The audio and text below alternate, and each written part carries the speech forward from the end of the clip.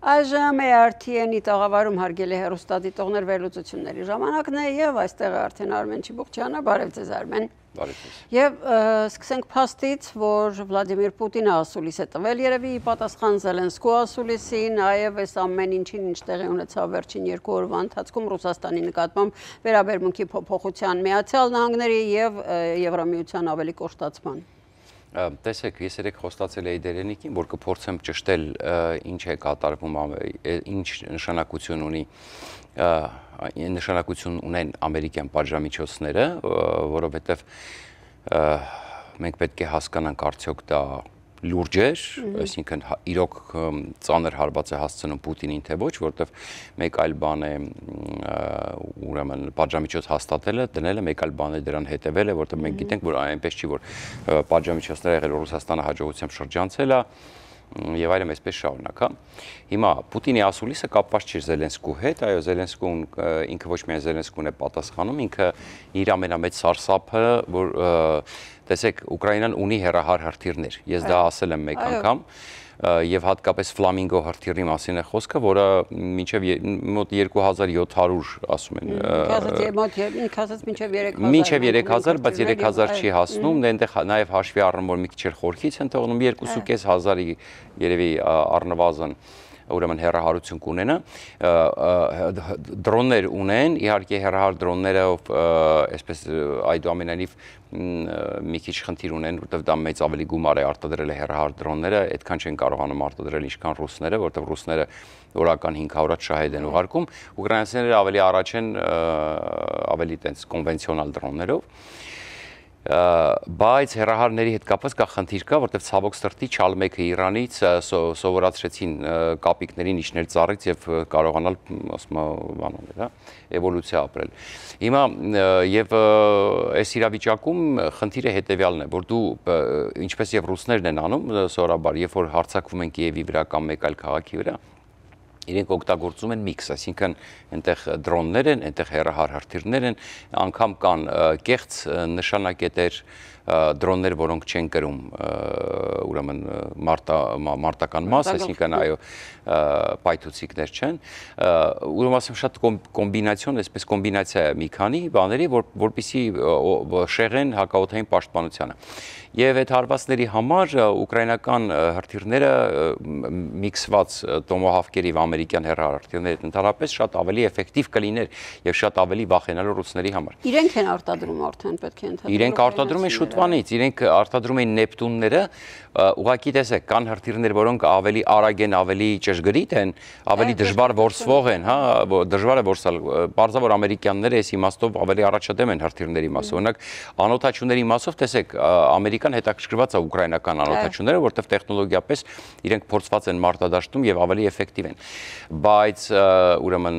հեռահար անօթաչուները դրանք ուրիշ տեխնոլոգիաներ են, հրթիռները դրանք ուրիշ տեխնոլոգիաներ են, հա։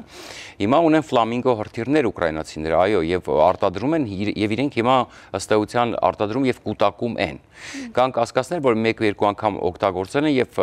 էֆեկտիվ է եղել հարվածը, բայց գլոբալ պետք է կուտակում լինի։ Օրինակ, շատ դժվար է արտադրել,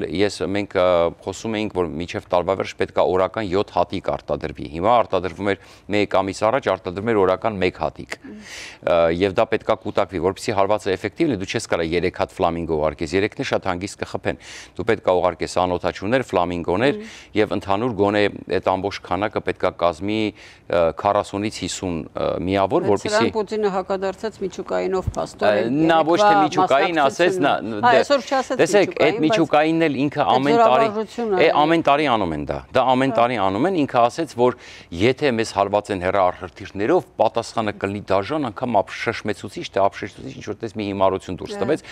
Իրենք ինչ կարող են օգտագործել են բացի Միչուկային զենքից, հա, բացի տեսեք, Միչուկային զենքի օգտագործումը դա այսպես ասեմ, ճակատագրական կարող է լինի Պուտինի համար, հա։ Իրենք շատ լավ հասկանում են դա։ իրենք շատ լավ հասկանում են, որ դա կարող է բերի շատ ուղղակի սարսափելի հետևանքներ իրենց համար, որտեղ արդեն ինչ ունեն կարող է տան Ուկրաինային։ Ինքը դա լավ հասկանում է, որ դա կարող է բերել դրան։ Ընդհանուր Ուկրաինայի պաշտպանները կարող են նույն մարտավարական միջուկային զենք էլ փոխանցեն, օրինակ, գուցե դրան հասնի կամ առնվազն մեծ քանակությամբ տոմոհավքեր փոխանցեն, որը ուրեմն շատ լուրջ հարված կհասցնի։ Հետևաբար Պուտինը շատ լավ հասկանում է այս ամենը, ուղղակի ասուլիսը հրավիրել էր սպառնալու Տրամպին եւ սպառնալու Ուկրաինային։ Եվ ինչն է այստեղ խնդիրը։ Պրոբլեմը նա է, որ Պուտինը ինքն է զանգել Տրամպին։ Ինքը զանգեց, ինքը փորձեց նորից խաղ խաղալ, ինքը փորձեց նորից գնդակը գցել։ Այսօր անվտանգության խորհրդի փոխնախագահը Մեդվեդևը, որ հայտնի է սպառնալիքներ հնչեցնելու իր մենաշնորհով նույնիսկ այսպես ասեմ, նորից հայտարարություններ է արել, եթե կուզեք ընթերցել, կարդամ Telegram ալիքում է ինքը տեղադրել, Թրամփի կողմից Բուդապեշտի գագաթնաժողովի չեղարկումից Ռուսաստանի դեմ նոր պատժամիջոցներ սահմանելուց հետո կան դեռ պատրանքներ ունեցողներ։ Միացյալ Նահանգները մեր հակառակորդն է, իսկ նրա շատախոս խաղաղարարը այժմ լիարժեք կանգնել է Ռուսաստանի հետ պատերազմի ուղու վրա, գրել է Մեդվեդևը, եթե կուզեք շարունակությունն էլ կընթերցեմ, բայց ինձ թվում է արդեն ուրեմն հերիք է, բավարար է, որտեղ տեսեք, Թրամփը լսում է Մեդվեդևին, իրեն փոխանցում են, Թրամփը լուրջ է ընկալում, որտեղ նա նախկին նախագահ է եւ բազմիցս ակնարկել է, որպեսզի ալկոհոլիկը բերանը փակի, բայց նա բերանը չի փակում եւ շատ ավելի լավ որ չի փակում, որտեղ վստահ եմ, որ շատ վստահ եմ, որ իրենք միայն օգնում են այս իմաստով, բայց ինչ արեց Պուտինը։ Պուտինը ահավոր սարսափելի վառված է այդ պատժամիջոցներից, որտեղ վստահության ինչ տեղի ունեցավ։ Պուտինը փորձում էր նախ, այսպես ասում, խայծ նետես Տրամփին, ամեն ինչ պայմանավորվեց եւ այլ այսպես շարունակ եւ նա հուսով էր, որ այս անգամ Տրամփին նորից հիմար վիճակի մեջ դնելով կստիպի Տրամփին ճնշում գործադրել Զելենսկու վրա, այդուամենայնիվ գալ Բուդապեշտ, որտեղ իր համար այսպես հարազատ դաշտ է, եւ այլ այսպես շարունակ, դա էլ կխոսենք հիմա, որ այդքան էլ հարազատ չի իրականում, Հունգարիան վերջերս շատ հետաքրքիր խաղեր է տալիս։ Այս իմաստով ինչ տեղի ունեցավ, Պուտինը կարելի ասել այս փուլում պարտվեց, որովհետև Թրամփ ասեց, չէ, ես իմ ժամանակը չեմ վատնի անիմաստ բաների վրա, եւ փառք Աստծո ոչ թե անվեղսունակ Վիտկովն էր, որը գնում է նստում է, որը չի հասկանում, որը ռուսների թարգմանիչներից է օգտվում, որի համար ենթադրաբար նկատողություն է ստացել, որը ուրեմն Ռուսաստանի ներկայացուցիչին ուզում էր տաներ իր տանը ճաշի, որը նկատողություն ստացավ, այո, նկատողություն ստացավ եւ ճաշը տեղի ունեցել Սպիտակ տանը եւ այսպես շարունակ, հա, այսինքն նա չունի, նա չի հասկանում ինչա կատար, նա չունի այդ փորձը, այս անգամ Ռուբիոն էր դրա համար, ավելի հստակ եղավ այս ամեն ինչը։ Եվ հիմա տեսեք ինչ տեղի ունեցավ, Պուտինը վառված է, Պուտինին մնացել է միայն սեփական ժողովրդի, որտեղ ինքը այս կոմբինացիայում պարտվեց, Տրամփ ասեց, ես իմ ժամանակը չեմ վարտնի։ Պուտինը ստիպած հրավիրել է ասուլիս իր դեմքը փրկելու, մեկ, երկրորդը ինչ որ նորից անցնելու սպառնալիքներ, որտեղ իրեն այլ բան չի մնացել, ուղղակի։ Բայց այս ամեն ինչի հետևանքը որն է, հիմա մենք ընդմիջումից հետո կխոսենք թե կոնկրետ ինչ է տեղի ունեցել, որ Պուտինը այսքան վառված, որտեղ ելի եմ ասում, չմոռանանք, այս անգամ Տրամփը չի զանգել, այս անգամ Պուտինն է զանգել Տրամփին, որտեղ տոմոհավքերի խնդիր կար, ինքը խնդիր ուներ պայել, հատկապես ձմռանը, որովհետև իրենք պատրաստում են հանգցնել Ուկրաինայում լույսով լեքաուտ անել, կոպիտ ասած, տաքությունը, եւ նույնն էլ Զելենսկին ասել է, որ ես եմ անելու։ Եվ որպեսի ուրեմն առանց էտել, գիտեք ինչ,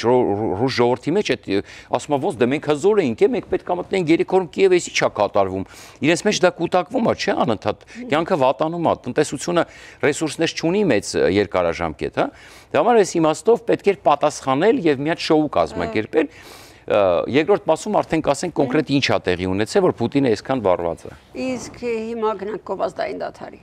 Դեռ չգիտեք, թե ինչպես կարող եք դիտել սիրված սերիալները առաջինը եւ դիտել այն որակով ու ամենուր։ Ինչպես բաժանորդագրվել Armflix հայկական էքսկլյուզիվ կինոպլատֆորմին։ Հետևեք մի քանի պարզ քայլերի եւ ստացեք հասանելիություն առաջինը դիտելու Armflix-ի բազմաժանր հայկական կինոարտադրանքը։ Քայլ առաջին. մուտք եք գործում armflix.com։ Քայլ երկրորդ. սեղմում եք բաժանորդագրվել կոճակը։ Քայլ երրորդ. ընտրում եք ձեզ համար ցանկալի բաժանորդագրման տարբերակը։ Քայլ չորրորդ. լրացնում եք քարտի տվյալները եւ գնում եք առաջ։ Իդեպ Armflix-ը կարող եք դիտել ամենուր եւ անսահմանափակ, ներբեռնելով նաեւ հավելվածը հեռախոսի եւ անմիջապես հեռուստացույցի վրա։ Դրանով իսկ կանեք ամենալավ նվերը ձեր ծնողների եւ տարեցների համար, որոնք չեն սիրում դիտել սիրված սերիալները համակարգչով, իսկ հեռուստացույցով սեղմելով մեկ կոճակ նրանց հասանելի է դառնում ողջ կոնտենտը։ Երիտասարդները Armflix-ի iOS եւ Android հավելվածների միջոցով կարող են դիտել դրանք ամենուր։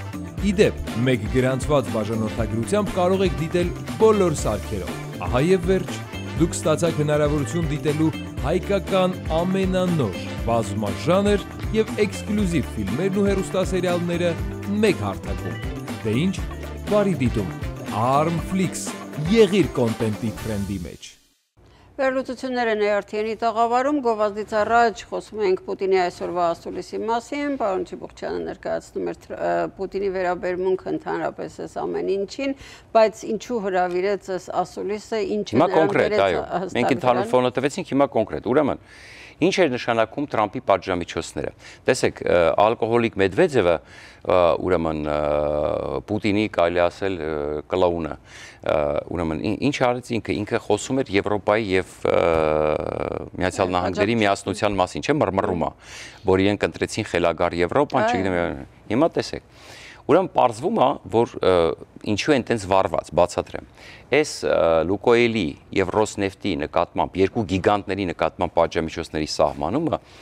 լավ կազմակերպված պատրաստ գործողություն էր։ Բացի այն, որ հիմա 3 գիտեք օրենսդրական նախաձեռնություն գտնվում է կոնգրեսում, ինչա տեղի ունեցել։ Ուրեմն տեսեք, ինչպես եւ երեք ես ենթադրում էի, ով որ կգնի դրանց նավթը, այդ ընկերություններից, փաստորեն ես երեք արտահայտեցի, բայց այսպես մի քիչ զգուշորեն, որտեղ տրամաբանությունը դա էր ենթադրում։ Կհայտնվի ամերիկյան պատժամիջոցների տակ, ցանկացած ընկերություն։ Իսկ մենք գիտենք, որ ամերիկյան շուկան մեծ շուկա է,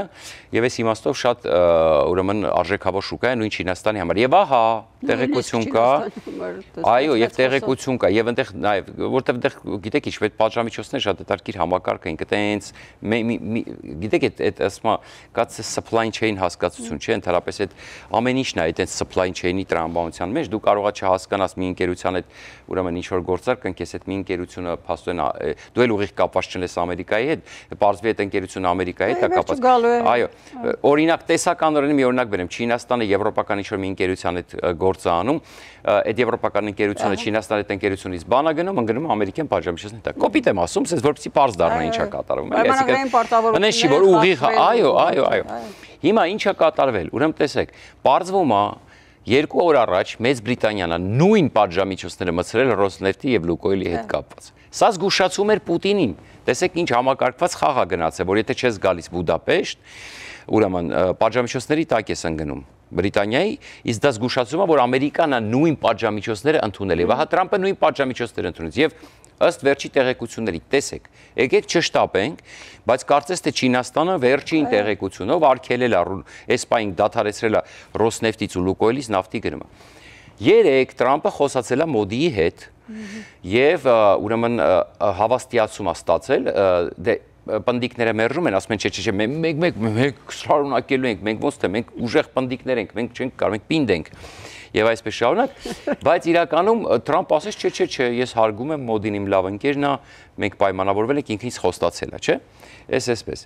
Հիմա, բայց հաջորդ ինչ է կատարվում։ Հաջորդը ուրեմն ընդունվում է 19-րդ փաթեթը։ Հիմա տեսնենք ինչ կա։ Այո, հիմա տեսնենք ինչ համակարգված է եղել, դրա համար է բունկերայինի մի տեղը վառվում։ Ուրեմն 19-րդ փաթեթով Եվրամիության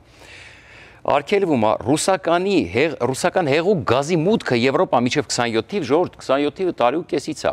բայց այդ 27 թիվը նես չէ, որ հասա 27 թիվը ճտ դադարում է, ոչ, հիմա արդեն ամիս պետք է ինտենսիվ աշխատանք գնա, առանց էլ Գազպրոմը մինուսի մեջ է, առանց էլ Գազպրոմը արդեն խայտարակ վիճակում է, եւ ուրեմն խստացվում է ուրեմն սահմանափակումները այն ընկերությունների համար, որոնք Ռոսնեֆտից ու Գազպրոմից նավթ ու գազ կգնեն, սանկցիաներ է կիրառվում չինական մի շարք ընկերությունների նկատմամբ, որոնք գնում են ռուսական նավթ, այսինքն սա այն էր ինչ որ Տրամփը ասում էր Եվրոպան պետք է մեզ միանար։ Ես վստահ չեմ, որ իր նախատեսված ծավալով է միացել, բայց ըստ էության, որ ասում է ձեռք տված են, հա։ Գումարած, ուրեմն արգելվում է տրանզակցիաները ռուսական բանկերի հետ մի քանի նորից, սահմանափակումներ կրիպտո գործողությունների հետ կապված, իսկ դուք գիտեք, որ քանի որ Ռուսաստանը չի կարում ուրեմն դոլարով առևտուր անի, որտեղ շատ էր այդ արգելված է, շատ գործարքներ արվել են կրիպտոյով, հա։ Իդեպ կրիպտոն հեսա կընկնիմ, ասեմ ձեզ կարող անգել։ Պարոն Թրամփը։ Ոչինչ, գալի առնել կրիպտո, հետո կատակ եմ անում, իմ խորհուրդները չլսեք, ես դրա մեջ ընդհանրապես չկամ, ես չեմ հասկանում, կտուժեք, մի լսեք, ամենը ձեր տրամված, ես կատակ էր ուղղակի։ Ուրեմն այդ թվում, ուրեմն անգամ տուրիստական ծառայություններ Ռուսաստանին մատուցելու, ուրեմն արգելք է դրված։ Հասկանում եք, այս ամբողջը Ռուսաստանին ֆինանսական հնարավորությունները ել ավելի է կրճատում։ Այնուհետև ուրեմն անգամ դեկորատիվ որոշ բույսերի, ուրեմն ծաղիկների մուտքն է արգելվում Եվրոպա, ուրեմն եւ անմիջապես հետևում է 20-րդ պատժամիջոցների փաթեթը։ Իդեպ ասեմ, այս շատ ուժեղ փաթեթ է։ Համակարգին է դա։ Այս շատ ուժեղ փաթեթ է ժողովուրդ։ Իրականում սա ուրեմն իրական ճնշման, արդեն ճնշման ուժեղացման նման է։ Էլի չշտապենք, հասկանանք, եւ ընդ որում նաեւ կա ստվերային նավատորմի դեմ, որը ամենակարևոր բաներից մեկն է, ուրեմն պայքարի մեթոդներ։ Ուրեմն այս ամբողջը վերցրած Պուտինը հասկանում է, եթե սա իրոք աշխատեց, հետևից 20-րդ փաթեթ ընդունեցին, կարող է լրջորեն իսկ ինքը ինչ հույս ուներ։ Ինքը հույս ուներ, որ մինչև այդ Եվրոպայում ֆիցոները, բաբիշները, ուրա բաբիշի ձենը կա, չկա։ Բայց 10-րդ փակեթը Օրբանը ուշացել է այսօր։ Իր ձայնը տվել է Ֆիցոյի, Ֆիցոն էլ համաձայնվել է, Օրբանը ուշացել է, զբաղված էր տղեն։ Հասկացաք։ Օրբանը ուշացել է, դրա համար 10-րդ փաթեթը։ Այո։ Օրբանը ուշացել է, դրա համար 10-րդ փակեթը ընդունվել է։ Հունգարիայում ընդդիմադիրները առաջ են անցնում,